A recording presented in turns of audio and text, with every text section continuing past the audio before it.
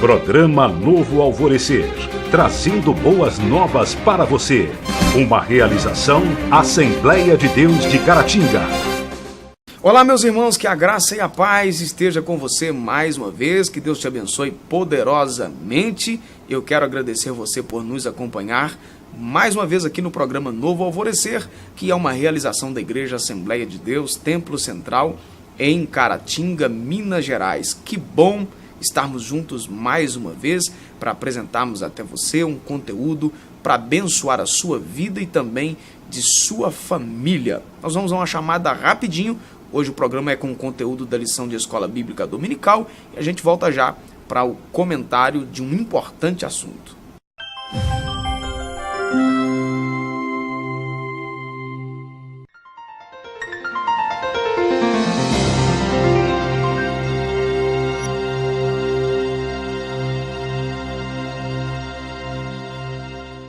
Continuando o programa Novo Alvorecer, comigo aqui no estúdio, Joás, bem-vindo mais uma vez, Deus te abençoe.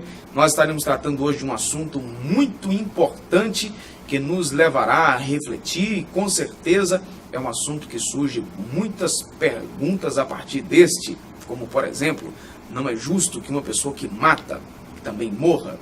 Ou não é justo aliviar o sofrimento de um parente ou de um amigo que está sofrendo demais? Perguntas assim, às vezes, são problemáticas de se responderem e, na medida do possível, nós estaremos no programa de hoje dando aqui uma pincelada sobre esse assunto, né, Joás? Para tentarmos aí, né, dar uma ajudada aí a quem está nos assistindo.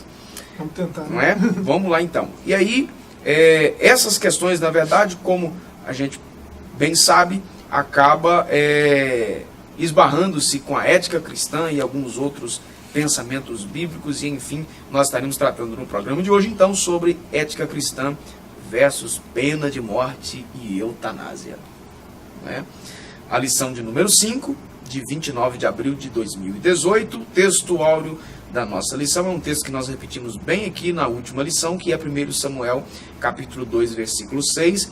O Senhor é o que tira a vida e dá, faz descer a sepultura e faz tornar subir dela. A verdade prática diz que a pena de morte e a eutanásia violam a soberania divina. A vida foi dada por Deus e, portanto, pertence a Ele. O texto da nossa leitura bíblica em classe, que nós estaremos trabalhando no assunto de hoje, carta de Paulo aos Romanos, capítulo 13, do versículo 3 até o versículo 5. 1 Samuel, capítulo 2, versículos 6 e 7, o texto, inclusive, que eu já citei aqui, e ainda um outro texto, João, capítulo 8, versículo 3 ao versículo 5.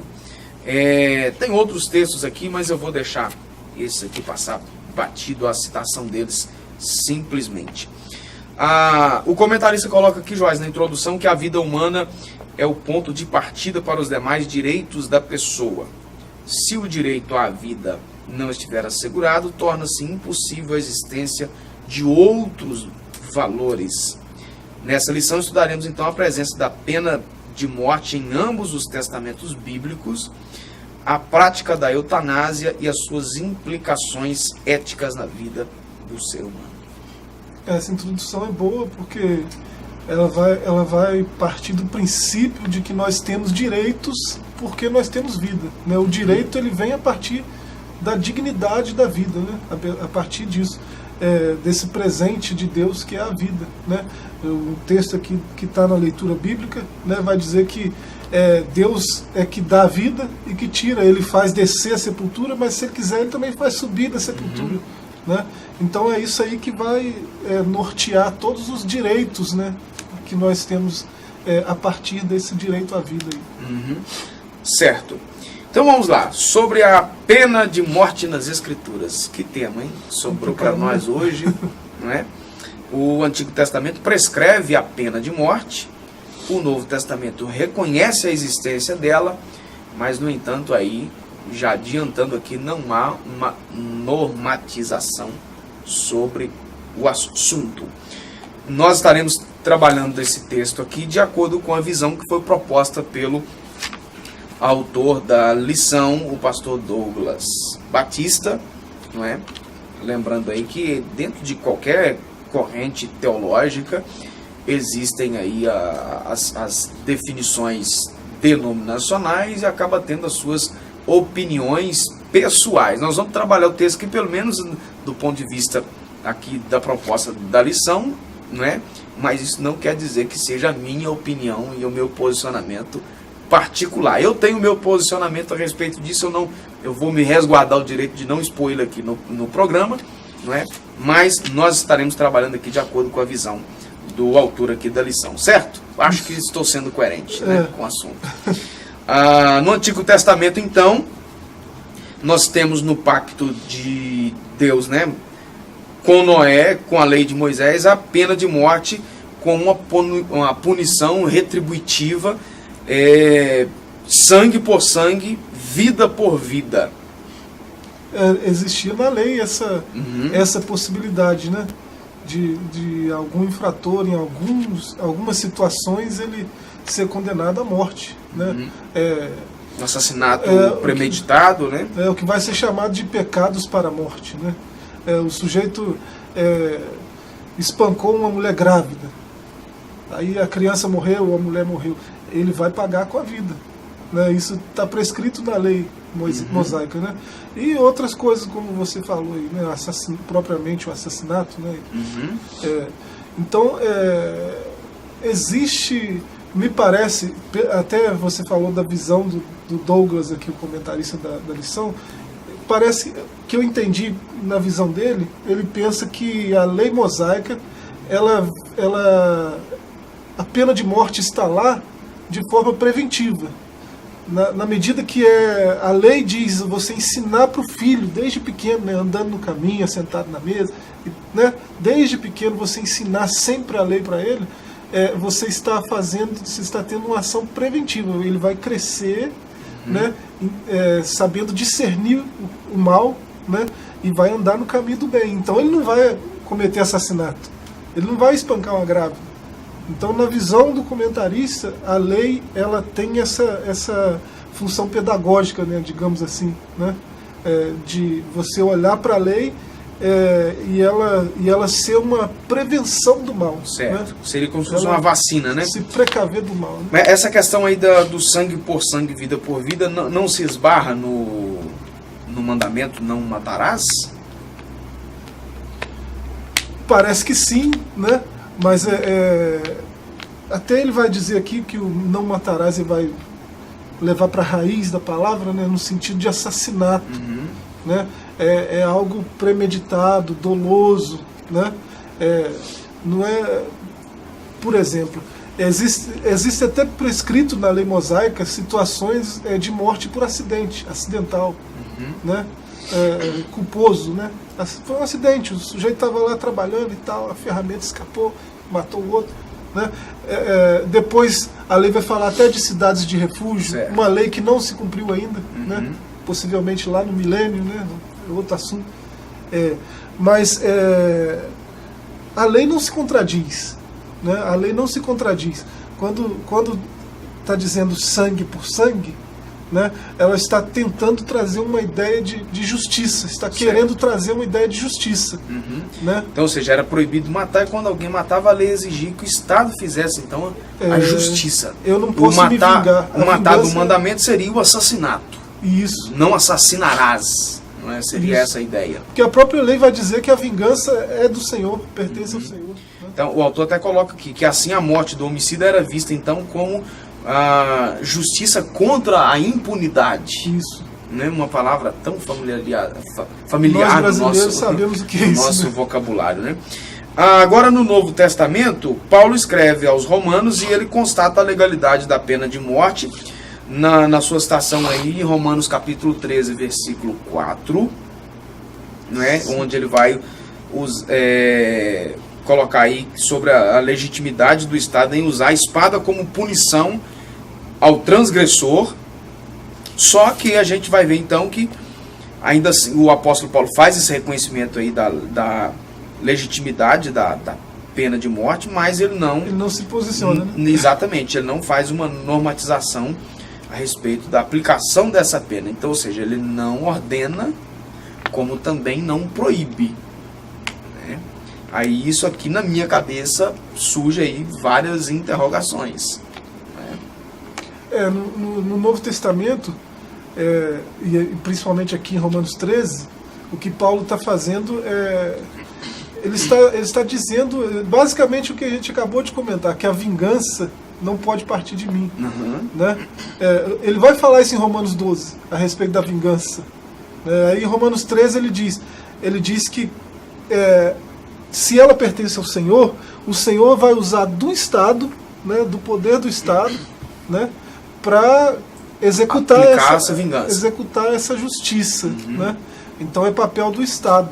Você vê, por exemplo, aqui vai até falar, antes disso aqui, vai falar da situação de Davi, né, de colocar alguém na linha de frente para morrer, e ele não foi punido por isso. Não foi punido no ponto de vista do Estado, né? Entre aspas aí. Mas o próprio Deus tratou com ele. Você vai ler que Deus não foi punido pela autoridade, porque ele é a autoridade. Mas Deus, que é a autoridade maior que ele, falou: a espada nunca vai se apartar da sua casa. Então, ou seja, é uma punição eterna, né? A espada é o quê? É algo para fazer... Não, a espada... É justiça, aplicação da justiça. Tá certo, Joás. Vamos dar uma pausa aí. Você de casa, a gente vai só uma chamada rapidinha e a gente volta já.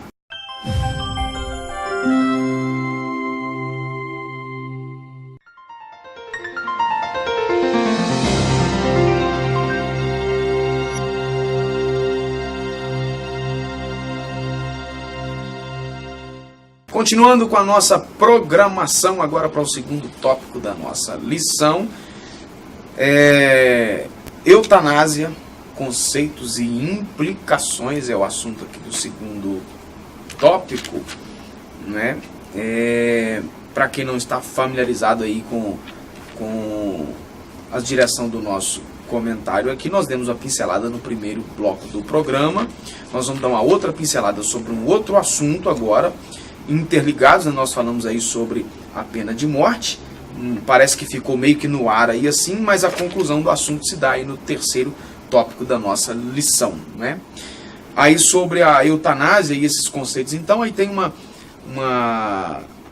definição etimológica da palavra, né?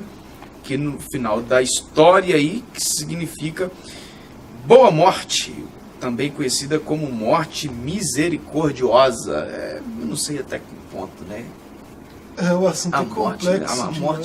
A morte em si deve ser um negócio muito ruim. Eu costumo brincar, o camarada lá dentro, no caixão, com a mão assim, aquele negócio todo. Deve ser o polemíssimo psicólogo, né? Polemíssimo, entre aspas, aí para alguns, embora eu não seja obrigado a concordar com tudo que diz, mas Augusto Cury, em um livro que eu li, ele disse o seguinte, que quem fala que não tem medo da morte é porque ele não refletiu friamente sobre o assunto, ou ele tem problemas psiquiátricos, né? Então vamos lá, então boa morte ou morte misericordiosa seria aí uma definição aí dos dois termos gregos, né, que juntados um ao outro aí acabou gerando esse significado, que é o sentido técnico da eutanásia, significa então antecipar ou acelerar a morte de um paciente em um estado terminal ou que esteja padecendo de dores intensas, em consequência de alguma doença incurável, né, e por aí vai. A gente costuma ver em filme, né, alguém sofreu um acidente, alguma coisa assim, ele está ali agonizando para morrer, ele pede, né, o alívio e tal. E aí? Você vê como é que o assunto é complexo, né? Eu pelo menos, eu me sinto assim, meio incapaz de comentar sobre o assunto, né? No sentido de dizer deve ser assim, deve ser assado, né? De dar uma definição, a gente reflete sobre o assunto e assim, se colocar no lugar das partes envolvidas, de repente você não vai ter uma opinião formada, né? Mas a complexidade do assunto, né? Nós temos um exemplo bíblico de alguém, né? Saul, né? naquela guerra, né? Deitou sobre a espada e não terminou de morrer e pediu o camarada para terminar, né? Ele tentou um suicídio, não conseguiu, né? Não deu certo a tentativa de suicídio, ele pediu um terceiro para terminar. Lá na frente a gente vê que o rapaz não ajudou, aquele negócio todo, aí um chegou e falou que cortou a cabeça, mas não era verdade também, e ficou monte de história, né? aquela confusão no texto ali, né? Eles estavam querendo Mas o tirar certo onda, é que né? ele por si mesmo, ele se jogou sobre a espada, né? É complexo o assunto, né? Complexo. Eu li uma notícia alguns dias atrás de uma moça brasileira, uma doutora até, uma médica, que ela fez uma postagem no Facebook dela: daqui a 2 semanas estarei indo para a Suíça, né?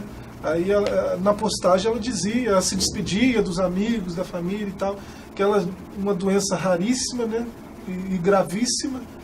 E assim, ela estava esperando o pior, mas antes que o pior viesse, ela iria acelerar o processo. Foi para a Suíça, onde é permitido, né? Lá chama de morte assistida. Né? Eles dão um monte de nome bonitinho, igual o Francis Bacon aqui, né? O famoso Chico Toicinho, Francis Bacon, né? Ele colocou um nome bonitinho, né? Morte misericordiosa. Parece que tira o peso da coisa, né?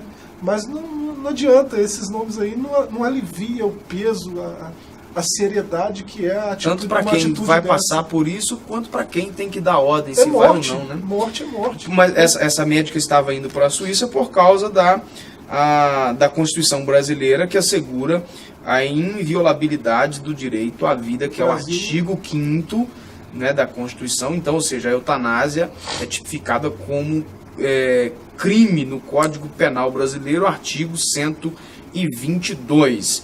No entanto, né, tramita no Senado Federal o projeto de lei número 236/12, dentro aí de um proposto novo Código Penal, onde então vai assegurar que o juiz poderá deixar de aplicar punição para quem cometer a eutanásia, seja ela passiva ou ativa. Sério isso, né? Porque alguém pode cometer um assassinato e falar que ele, na verdade, não foi assassinato, foi eutanásia, né? Acontece dentro de casa, família falar, e tal. Né? Não, ele pediu, né? Aí eu cometi a eutanásia ativa, né? Ele pediu, aí eu vou estar me safando de um assassinato. Complicado uma lei dessa, né? Não é? Então, ou seja, a prática da eutanásia tem implicações de ordem legal, moral e ética. As motivações parecem ser mais econômicas, muitas vezes, aí no caso aí de um paciente que está internado em fase terminal de um tipo de doença e tal, e aí fica ali segurando custos, né, para um plano de saúde, sejam estes popular ou não, né, público ou não, privado e por aí vai. Tem mais, às vezes, a ver com motivação financeira do que com humanitária. Aí o autor coloca aqui na lição ainda que as indagações éticas podem ser assim resumidas. É lícito exterminar pessoas doentes? Quem tem o poder de decidir sobre a morte? Tá vendo? Ou seja, ele faz essas perguntas aqui no comentário e, obviamente, encerra se o comentário aqui não tem respostas. O certo é que são questões complicadíssimas de se definir. Demais, né? Muito complexo. Você decidir sobre a vida de alguém, se esse alguém vive ou não, se alguém morre ou não, ou a própria pessoa, o fato da pessoa estar passando por um problema de saúde, por um sofrimento, algo do tipo, já interfere na capacidade de raciocínio dela. Será que ela está pensando direito? Será que enquanto ela está respirando, enquanto ela ainda tem esse presente da vida, ainda não tem esperança dela ser curada, esperança de cura, esperança, né? Por que uma decisão tão drástica de cessar a vida? Né? Será que eu tenho direito de fazer essa escolha? São muitas perguntas, né? E é lógico, perguntas complexas que exigem um raciocínio, uma reflexão muito mais extensa do que essa que nós estamos fazendo. Certo. Nós vamos dar uma pausa e a gente vai voltar aí falando sobre a vida humana que pertence a Deus, e vamos fazer um apanhado geral aí em relação à vida, o que vai dar para alguém ter uma noção aí e fazer as suas escolhas aí, as suas definições sobre esse assunto, tá certo? A gente volta já.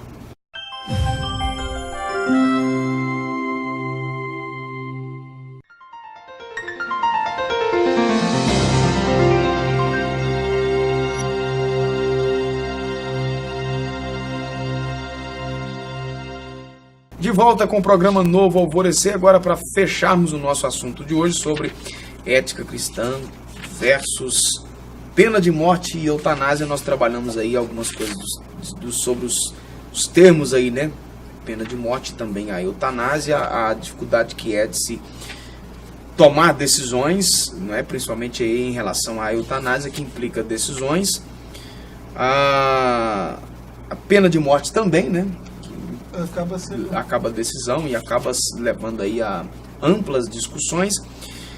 Nós vamos trabalhar aqui então sobre a fonte originária da vida, que é o Senhor, conforme a palavra de Deus nos ensina, que Deus trouxe existência, a vida ao universo, né? E Ele próprio é quem sustenta todas as coisas, Ele que trouxe essa vida, Ele que dá vida. A humanidade como obra primária da criação, né? Obra-prima, foi Paulo, né, que diz que o homem foi feito a coroa da criação, né? Paulo escreve aos Romanos e ele diz isso, ou seja, de todas as criaturas.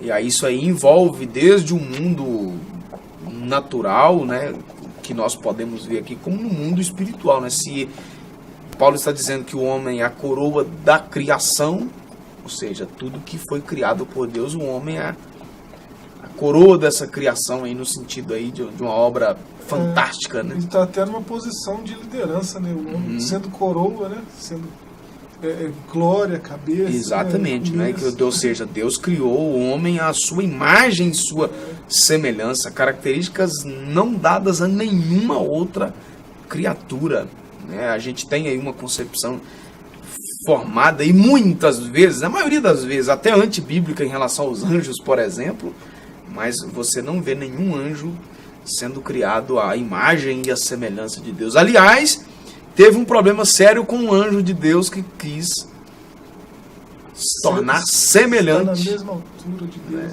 Exatamente. E aí Deus deu isso ao homem, ou seja, o Criador tem um controle soberano de toda a vida, e esta tem origem nele, pois ele mesmo é quem dá a todos a vida e a respiração, a todas as coisas, conforme o que está em Atos 17, 25. Esse comentário seu traz uma reflexão boa sobre os dois temas, né? Porque me parece que o elemento eu, né? Quando se vai refletir sobre eutanásia, sobre pena de morte, sobre essas coisas que envolvem a vida, né? Parece que o eu fala muito alto, né? O eu, o sujeito que está passando por uma enfermidade, um problema difícil, e decide pela eutanásia, né? Ele vai decidir com base no eu. Eu estou sofrendo, eu não mereço sofrer, então, né? A questão do eu, né? O eu nasceu em Lúcifer, no céu. Que antes era nós. Os anjos eram nós, era tudo nós. Né? Quando ele disse, eu subirei ao trono, né? Eu serei semelhante, né? Quando ele nasceu, o eu foi ali, né? Ele cometeu o primeiro pecado, o orgulho, né? Até que ponto é justificável eu apoiar qualquer decisão com base no eu? Né? Se a gente for pensar em cima desses assuntos que nós estamos falando, né? Será que não é o caso de vamos trazer pena de morte para o Brasil? Vamos. Então vamos debater o assunto. Quais são os argumentos pró, os argumentos contra? Vamos conversar. Não vamos legalizar a eutanásia, né? Igual essa lei que está querendo passar aí. Isso deve ser discutido, isso deve ser argumentado, não com base no eu, no que eu penso, né? Mas vamos ouvir todo mundo. Quem sabe fazer um plebiscito, né? Não sei se vale a pena gastar, né? A quantidade que se gasta com plebiscito, né? Mas abrir mão do eu, né? Em detrimento do nós. O que vai ser bom para nós, né? Voltar àquele estado original da criação que é nós. Isso seria assim interessantíssimo, né? E é um ponto de reflexão bom. Ou seja, analisar a definição do assunto a partir do ponto de vista coletivo e não a partir do ponto de vista pessoal. Isso. Né?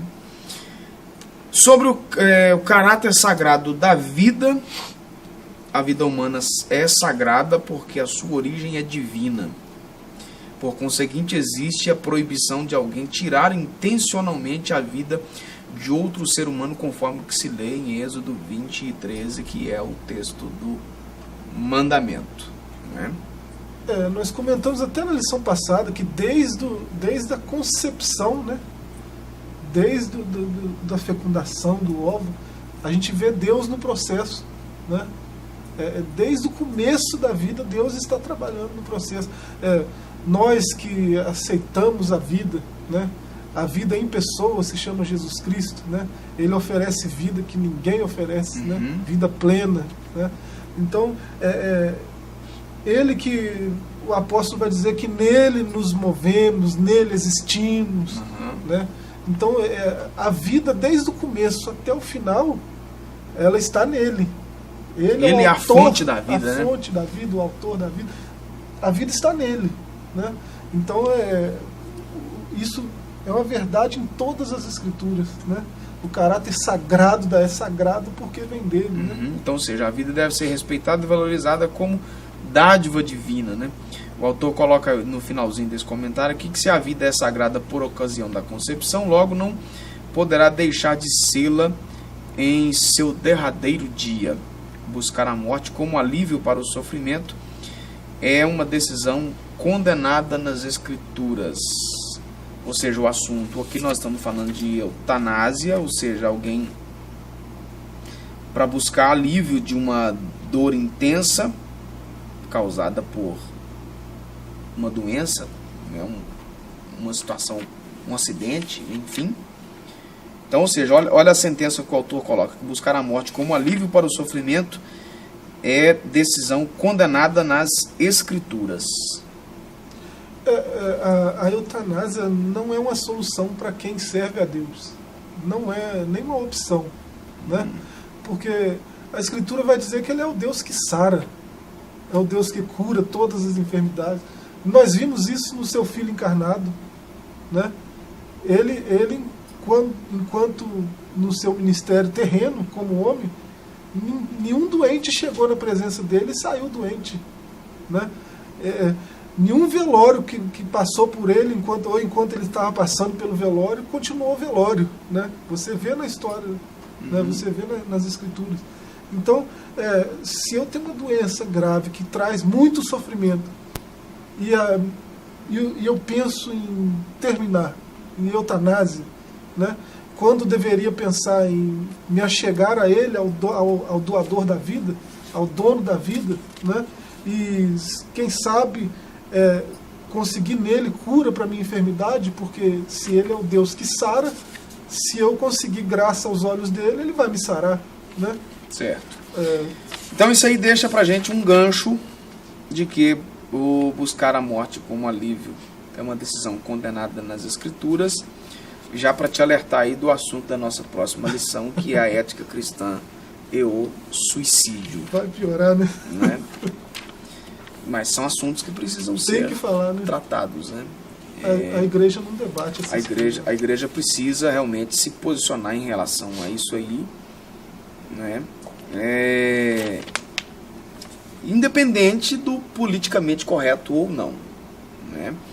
Essa questão aí, né, principalmente a pena de morte aí, a gente pode esperar que esse assunto será amplamente discutido aí, por exemplo, aí na campanha eleitoral. Até outubro, né? Isso vai ser amplamente discutido aí e por aí vai. Nós preferimos o que a palavra de Deus nos ensina do que o politicamente correto, não é?